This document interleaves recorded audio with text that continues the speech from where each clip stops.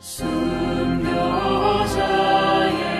빛을 따라 주의 뒤를 쫓아서 십자가를 등에 지고 암만 향해 가리라. 새 시대는 새 사명을 우리에게 주나니 진리 따라 사는 자는 전진하리 언제나. 악이 비록 성하여도 진리 더욱 강하다. 진리 따라 살아갈 때 어려움도 당하리. 우리 가는 그 앞길에 어두운 장막 덮쳐도 하나님이 함께 계셔 항상 지켜주시리.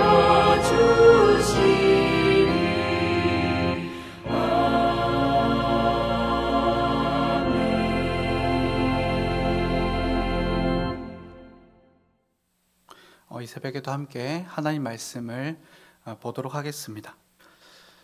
전투에는 항상 가능성이 존재합니다. 100% 적중하는 전략도 없고 무조건 이길 수 있는 전투도 없습니다. 조그만한 변수가 전쟁의 승패를 바꾸기도 합니다. 그래서 1번 작전이 실패했을 때를 대비해서 2번 작전도 3번 작전도 세워둡니다. 하지만 하나님과 이스라엘의 전투는 이런 게 없습니다. 하나님께서 이기게 하시면 이깁니다. 하나님께서 지게 하시면 집니다. 전투의 승패가 오직 하나님께 달려있는 것이죠. 이미 한번 패배한 여호수아에게 하나님께서 오늘 다시 말씀하십니다. 1절입니다. 두려워하지 말아라, 겁내지 말아라. 군인들을 다 동원하여 아이성으로 올라가거라. 내가 아이의 왕과 백성과 성읍과 땅을 다 내 손에 넘겨주었다라고 말씀하십니다. 이건 그냥 전쟁 전에 외치는 사기 신작을 위한 함성이 아닙니다. 하나님께서 정말 이 전투를 그 이스라엘의 승리로 마치게 하시겠다는 약속이고 의지입니다. 그리고 여호수아 역시 이 하나님의 승리 선언을 출정을 앞둔 군인들에게 7절에서 이렇게 선포합니다. 주 너희 하나님이 그 성을 너희의 손에 넘겨주실 것이다. 전쟁을 시작하는 이 시점에 이미 전쟁의 승패는 결정됐습니다. 이길 겁니다. 이 전투의 결론은 딱 하나밖에 없습니다. 승리입니다. 이제 이스라엘 백성들이 할 일은 승리를 하기 위한 행동, 그것을 하면 됩니다. 무기를 들고 전쟁터로 나가서 하나님의 명령에 따라 움직이면 됩니다. 성도 여러분, 우리도 이런 확신을 가지고 살고 싶지 않습니까? 그죠? 뭔가 하나님께서 이렇게 승리할 거다라고 말씀해 주시면 한결 좋을 것 같죠? 그런데 사실 이미 우리에게도 승리의 선언은 주어졌습니다. 정말 많지만 특별히 요한복음의 말씀을 한번 기억해 봤으면 좋겠습니다. 요한복음 16장에 보면 예수님께서 십자가에 달리시기 전에 제자들에게 이렇게 말씀하십니다. 너희는 세상에서 환난을 당할 것이다. 그러나 용기를 내어라. 내가 세상을 이겼다. 예수께서 십자가에 죽으시고 부활하신 사건은 세상의 패배가 이미 확정된 날입니다. 죄로 일그러지고 모든 것이 망가진 세상은 그날로 예수님께서 십자가에 달리시고 부활한 그 사건으로 무장해제되었습니다. 이제 그리스도와 한 몸이 되어 이 세상을 전진하는 우리에게 세상은 맞설 수 없습니다. 정말로 졌고 우리 예수 그리스도로 인하여서 정말 패배하였습니다. 잠시의 근심은 줄 수 있습니다. 그러나 우리를 이길 힘을 세상은 가지고 있지 않습니다. 그러니까 사실은 하나님의 승리 공식은 여전히 지금 작동하고 있는 것이죠. 아이성 전투 앞에 있는 이스라엘 백성에게만 승리의 말씀을 주신 게 아니라 사실 오늘 우리도 이미 승리하신 예수 그리스도 그분의 승리를 계속해서 유지하고 얻고 있는 것입니다. 하나님의 승리가 이어져 가고 있는 것이죠. 다만 우리가 이 사실을 믿지 않습니다. 늘 세상이 너무 강력해서 이길 수 없다고 하나님께 하소연합니다. 승리의 선언을 품에 품지 않고 이 세상을 살아가는 사람들과 경쟁하고 똑같이 빼앗고 똑같이 치졸하게 굴고 속이고 나약하게 포기하고 어쩔 수 없다고 말하며 살아가는 것 같습니다. 그러면서 되려 세상 사람들이 사는 그 삶의 방식이 더 합리적이라고 생각합니다. 그러니 하나님을 믿고 살아가는 우리의 패기와 명예는 점점 사그라듭니다. 그냥 비슷하게 먹고 사는 일에 집중하며 그것이 마치 우리의 인생의 가치인 것처럼 착각도 합니다. 마치 무슨 모습 같냐면 돼지우리에서 쥐염 열매를 먹던 탕자와 같이 신분을 잊고 비루하게 살고 있는 것은 아닌지 우리 스스로를 한번 돌아봐야 합니다. 진심으로 주님의 이름으로 권면합니다. 아이성 전투에서 승리를 담보하신 주님께서 우리에게도 동일하게 승리를 보장하십니다. 그리스도께서 이미 이기신 세상에 우리는 살고 있습니다. 두려워할 것도 실패를 대비할 것도 없습니다.